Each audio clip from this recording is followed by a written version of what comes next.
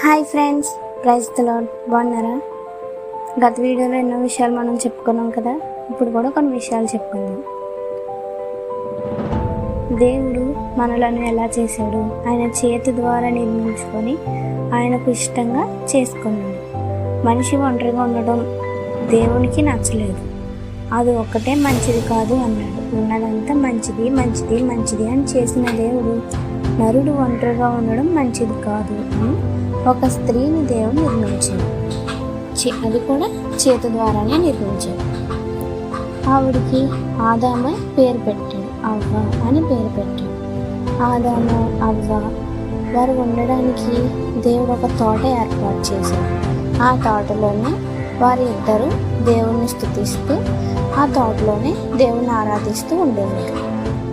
దేవుడికి మనం ఇష్టంగా జీవించామనుకోండి, ఆయనకు